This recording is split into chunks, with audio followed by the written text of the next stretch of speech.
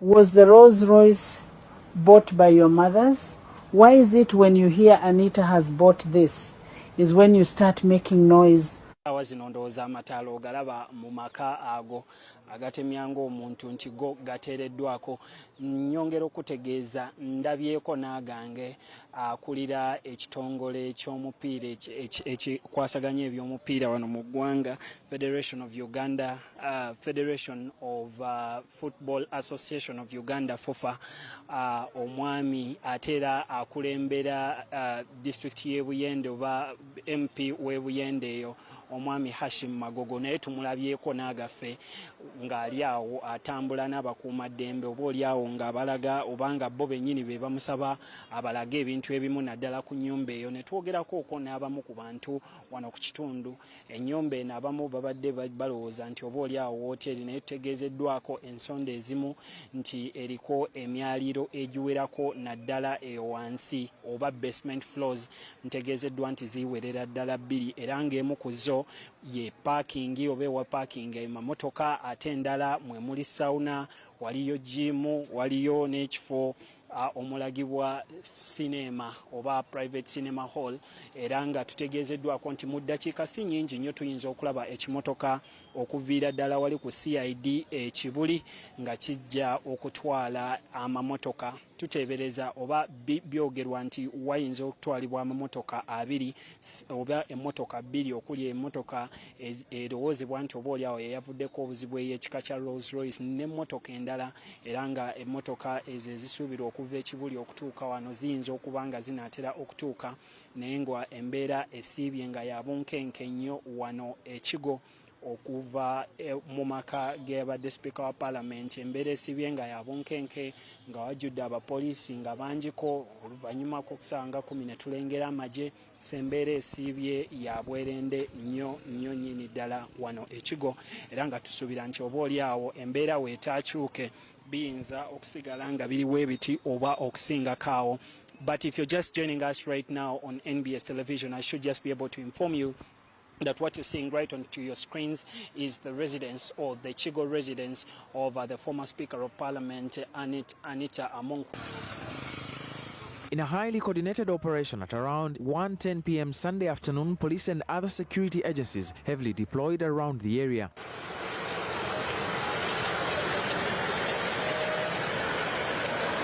Their presence did not stop there because within less than an hour, they had already sealed off the entrance to this Chigo residence.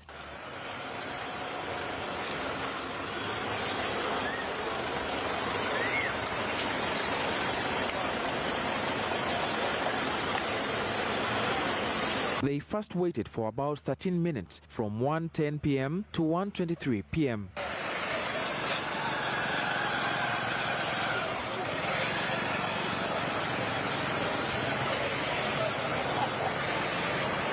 At exactly 1:24 p.m., a convoy of vehicles belonging to former Speaker Among under heavy security escort entered the residence, and the officers who had long been waiting immediately followed them inside.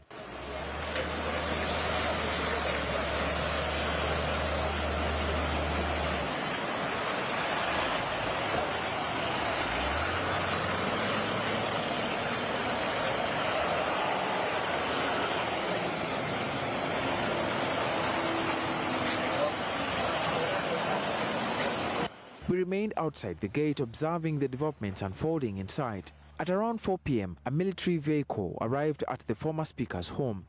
During the time we have spent at this entrance, we observed the terrace design of this hilltop residence. Accessing the main house requires moving about 200 to 300 meters from the first gate to the second one. From what we have observed and from accounts by residents, the residence is extremely luxurious, with some people often mistaking it for a hotel.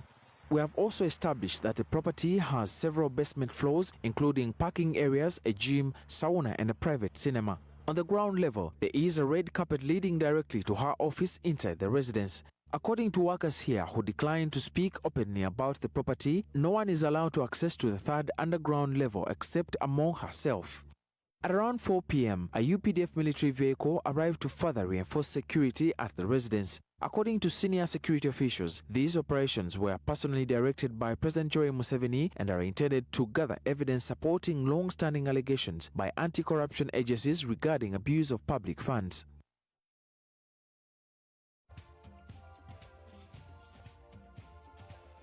Now, since Saturday, joint security forces have been conducting searches at the former speaker's home in Nakasero and Chigo.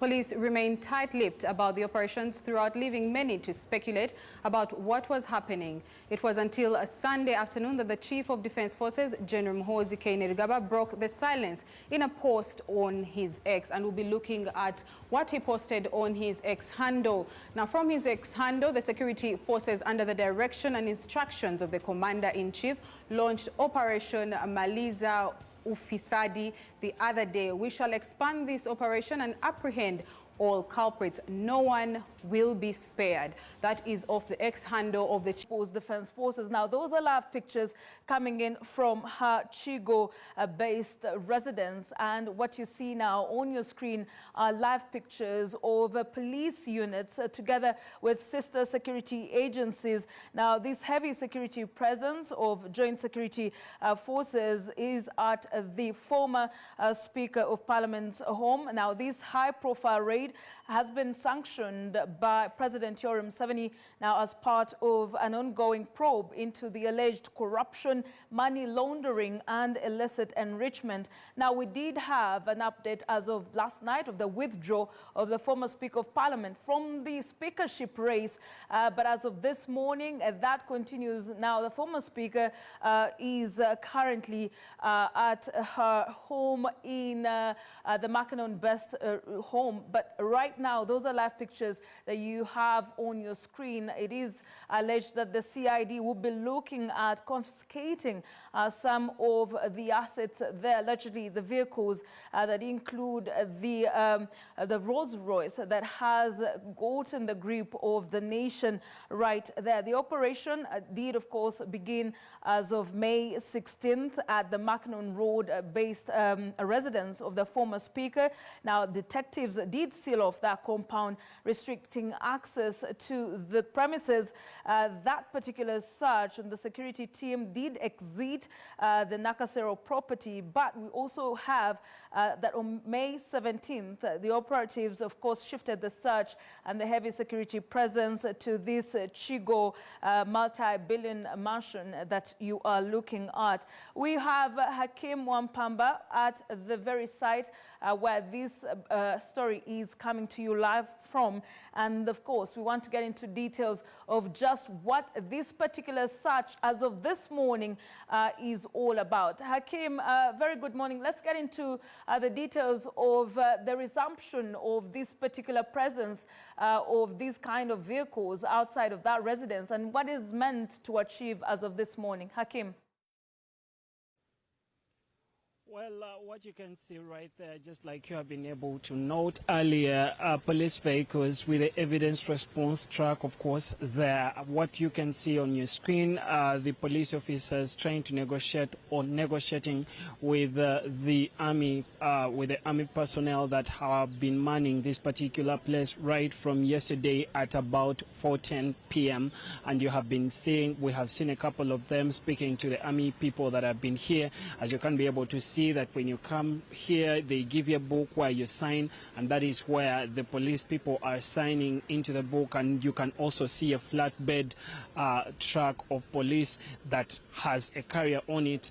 Perhaps you want to think that perhaps there could be things that could be required to be towed, or using that particular flatbed recovery truck of police. And we want to as well be able to remind you that yesterday the flatbed recovery truck of police left this place like at around 8:44 p.m., about 16 minutes to the top of the hour of 9, and it wasn't able to take anything. Reports that we got from the locals earlier told us that nothing was taken from this particular residence yesterday, And as of today morning, the morning live link that I gave in Morning Breeze at least was able to at least postulate or speak to the fact that police had withdrawn from this particular area at about 10:30 p.m. last night. But today, what we are seeing at about 10:12 a.m., we have seen the resumption of the security deployment around the area, and we have seen police truck vehicles, including the evidence response truck, the flatbed recovery truck of police, as well as other 2 cars coming right here at the former speaker's residence here in Chigo Motongo, Wakiso district. And all this is linked to a high probe or a high stakes investigation into the wealth and assets of the former Speaker of Parliament, Honorable Annet Anita Among. And this is something that builds onto what started on Saturday afternoon when we saw police and other security agencies raid and at least cut off her Makinon Road best residence in Nakasero. And now we know to it that yesterday we saw police at about 1:10 p.m. coming right here at the Chigo best residence to also carry out searches. What we've heard from the locals here is that they think that all this is related to how she acquired the land right here. Local brokers put the amount of money that was spent for just even the prime land at about 12 billion shillings, but we cannot independently verify all those, as all these are still preliminary and nothing can be confirmed at this particular stage. Otherwise, what we know for now is that an active search is being carried out on the former speaker's residence, and it is intended to at least uncover what could be used as evidence into investigations and perhaps court proceedings later, if at all the investigations get to that particular stage. And like you've been able to note earlier, she was able to tweet or use her X page last night to at least communicate to the country that she has withdrawn formally from the speakership race that had been heated earlier from the 12th Parliament. And that actually means that the 12th Parliament, all lights are clear now to pave way for a new person or a new face in the speakership seat. Perhaps now it can be left to speculation as to who will be the Speaker and Deputy Speaker of the 12th Parliament, where she is as well a member of and a district woman MP for Bokedea District, a seat that she obtained in the 2026 general elections effortlessly without going to the ballot because she was unopposed. This at least builds onto her building career, or her very huge political career that spans decades, right from the Forum for Democratic Change, where she went and at least contested for the Bokedea District Woman MP seat twice, at least before leaving and withdrawing to come as an independent candidate in the Bokedea District Woman MP seat that she could later on win. Now what you're seeing right now is that the army has opened the gate, and perhaps you expect all these police vehicles to go all the way up. And like I was able to note earlier, there is a distance of about 200 to 300 meters from the first to the main gate, leaving a yard of about approximately the same acreage or the same amount of land of about 200 to 300 meters right from the first to the second gate. And now we continue to keep our boots right here on the ground to see what police might actually get from this home that is, or that was actually manned by the army as of yesterday at about 4:10 p.m.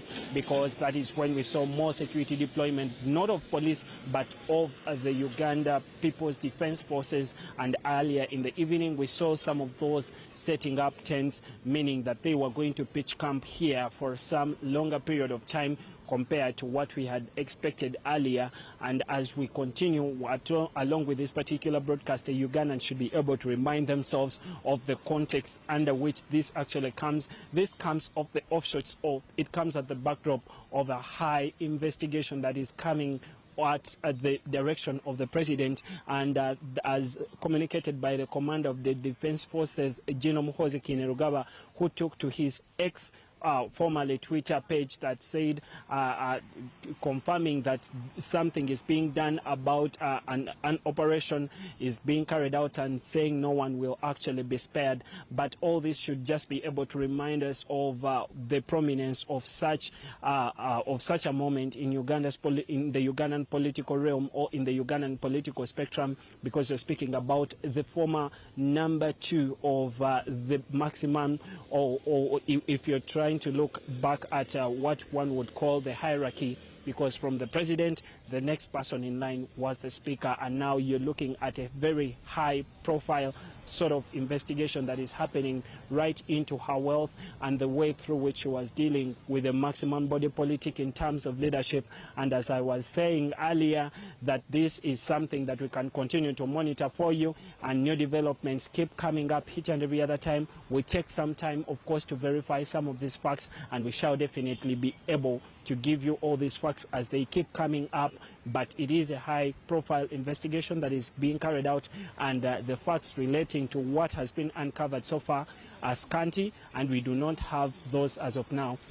And just continue along for those facts so we can be able to bring them to you. But for now, that is what is happening, and that is what you can be able to see right at your screens, Tracy. Thank you so much there, Hakeem Wampamba, stationed at the Chigo-based premises of the former Speaker of Parliament, Annet Anita Among. Very interesting developments. Nengedde wano mu birala bye nsobola okubeera nga neetegereza wano wenyini nsobola okulengera nti emmotoka endala etikkiddwa ku kimotoka kya poliisi ekyokubiri.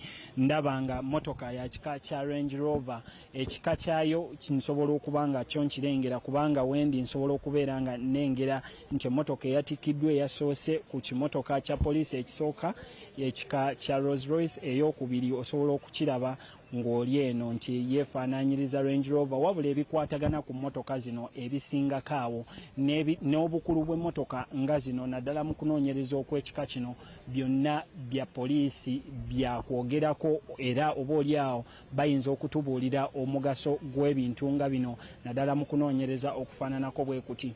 Wabula mukadde kano kikulu era kyakwejjukiza nti Speaker Annet Anita Among abadde mukyala atya, era abadde mukyala akutta atya Parliament. Kikulu kyakwejjukiza nti akulembedde Parliament ebadde eyogerwako ng'ekyasinza okubeeramu omusimbi omuyitirivu, era nga nagambye nti embalirira egenda ku yaafiisi y'obwa Speaker amangu ddala ng'atutte yaafiisi egenze ekula n'eviira ku buwumbi ddala nga 3.5 okutuukira ddala ku buwumbi nga 19.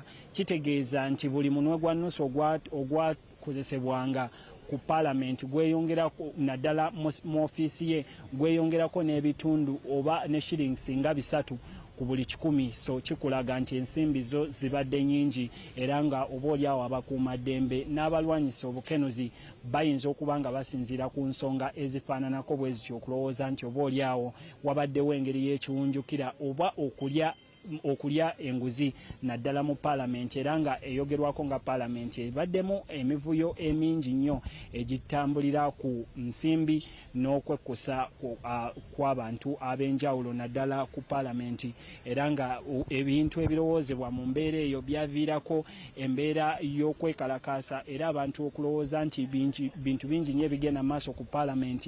Ne tulaba abavubuka nga balumiriza Speaker okubeera nga muli wanguzi, wabula nga abadde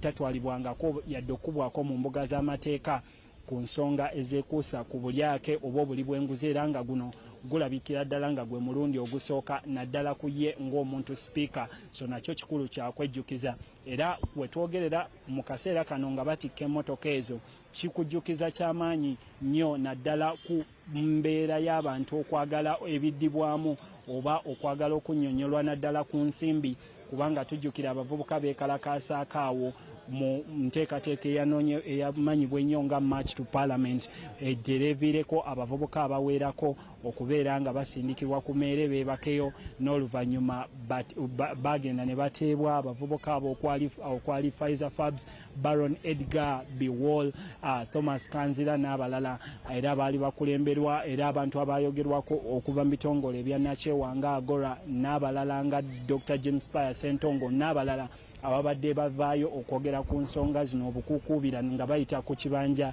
kya Twitter. Ensonga zino bayinza okubanga newe bazitegerereza olunaku olwaleero oba oliawo bayinza okubanga bazinagunteese kubanga newe twogerera ku mulundi ogwasembayo nga tuwuliza abantu ab'enjawulo okuva mu kitongole kya kaliisoliiso wa gavumenti. Omulamuzi Naluze Batala yavayo n'ategeeza nti yali afunye okwemulugunya okutongole okuva mu bantu ab'enjawulo abaali basaba Speaker wa Parliament ayanje ebyobugagga bye ng'omuntu yenna omukozi wa gavumenti, era nga kye tutannaba kumanya nti oba oliawo kyekiviiriddeko kino oba kyekiviiriddeko okunoonyereza okw'embeera ng'eno n'ebinaakuvaamu ebitannaba kubanga bimanyibwa, naye nga ekikulu ky'okwejjukiza nti Speaker Speaker wa Parliament Annet Anita Among eye-11 abadde mukyala mbaggu yennyini kubanga abadde akulembera Parliament n'ogamba nti amateeka ag'enjawulo gayisibwa nga ye Speaker kuba wotunuulira Parliament evuddeko amateeka agasoba mu 130 amabago 130 mu ntuula 45 era nga amateeka agamu agayisiddwa Parliament ye 11 nakati gakyayogerwako. W'oyogera ku tteeka ery'emmwanyi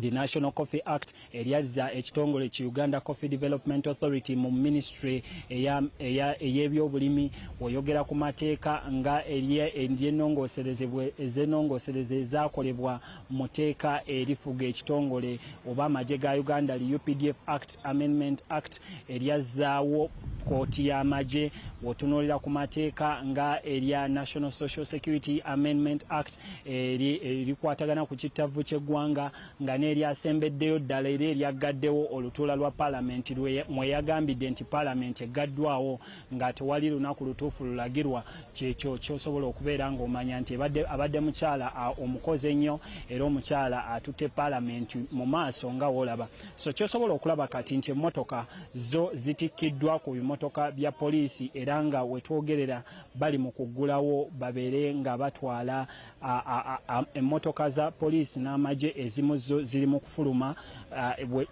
kufuluma geeti eno era nga tetunaba kumanya watuufu we ziraga, wabula nga wenasobodde okubeera nga nkutegeezaako nti tujja kubeera nga tugoberera okulaba mmotoka zino zigenda kuba zitwalibwawa na biki ebinaava mu kunoonyereza okuyinza okuva mu ndeeyo.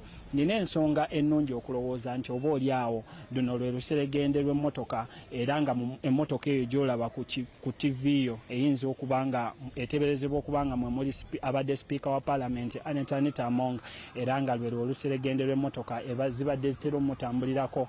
Kati gye ziraze ne byezigenda okukolayo nze naawe, naye nga nsobola okugamba nti wetwogerera emmotoka eyogerwako kanaaluzaala ekika kya Rolls Royce n'emmotoka endala ekika kya Range Rover zo zitikkiddwa waggulu ku bimotoka bya poliisi nga tetunaba kumanya watuufu gye zigenda kutwalibwa. Tracy, lwaki sikuba enkyukira n'enkomawo n'otwongerayo n'empeereza? Bamubye genda ku Maaniina. Muletedde abantu obusungu weebuti, mubaleetedde obusungu. Maaniina tekayina na kyekayina ku ggwanga, butambula butambuzi embwezo.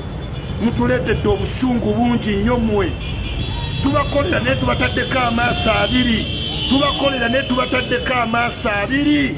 Time will come. Ojja kudduka mu ggwanga lino ogende mu ddala, ojja kudduka n'olugezi. Omuntu bw'otunuulira amaka ago osobola okukitegeera tikega maka ga AAA kubanga ge gamu ku maka ge agali mu ggwanga Uganda agabadde ga trending ennaku zino. Nnaku nga 2-3 gabadde ga trending, naye gano ge maka ge agali wano ekigo. In fact, she is my immediate neighbor. Naye ekyamazima bw'ogatunuulira kino Omuganda kyayita nti gali kwoleka, amaka gali kwoleka. Kitutwalidde ebbanga ffe nga baliraanwa be okukakasa nti kituufu ddala gano gamaka ga muntu. Ffe ebirowoozo byaffe twalinga tulowooza nti eno hotel omuntu agenda kukola ki? Kubeera wano nga yenogera mu simbi mu hotel eno, naye tukitegedde oluvannyuma ng'enje etuuse ne ku finishing nti gano maka ga muntu. Si kyangu kusanga maka bwe gati naddala mu Uganda nga ga muntu ng'ate alina n'amaka amalala okwetooloola ebitundu by'eggwanga eby'enjawulo. Naye nze gwe gunundi gwange ogwasoose okulaba ku nju eno nga ezikidde yonna ekiro ekikeseza olunaku lwolwaleero naffe wano bwadde bunkenke bulungi naye maka gano gonna gazikidde ekiro bw'eba eyaka baaba olengerera ddala hoteri ewedde emirimu ng'eyaka bulungi naye ku mulundi guno ffe twabadde twaka abatuuze abali ku kitundu naye ng'enju eri mu nzikiza tegambika mwabaddewo ettaala ndowooza zaabadde nga 3 eziri mu kkuba eryambuka ku nju eno kyokka okutuuka ku nju eno okuva ku kkuba wansi eno waliwo mita nga 2.5 ku 3 naye awo wabadde ettaala ezaaka wano wonna enju eno yabadde ezikidde giraba yonna waggulu yiyo eriko balkoni ya glass waggulu oba ogyetegereza bulungi so maka matiribona amaka galabika bulungi goge mazima tulina okukkiriza nti amaka galabika bulungi naye manene mazibu tuyinza kukikiriza nti awo wonna Naalongo abadde agenda kwebakawo yekka ne Ssaalongo n'abalongo kyokka balina amaka amalala nina gano gabadde gaabwe simanyi bagakyali gaabwe naye nga bwe naaba nfunye omukisa ekiro ky'olwaleero nja kukomawo mbalage ku nju eno yonna ng'ezikidde bwe neeba ezikidde if possible ssaawa ndowooza nga 2:3 awo nja kukomawo mbalage enju eno mbasiigire ekifaananyi ekiro mulabe nga mbutuufu nzikiza njereere ku nju eno tewabaddewo ttaala n'emu yabadde yaka kubanga basoose ne bajjako amataala g'ebweru ate we zaayise we dakiika 45 ku 5 ku ssaawa n'agabadde munda gonna ne bagajjako enju nesigala mu nzikiza eyabadde tegambika ekitabangawo singa ze ne bwe gavaako eno enju esigala eyaka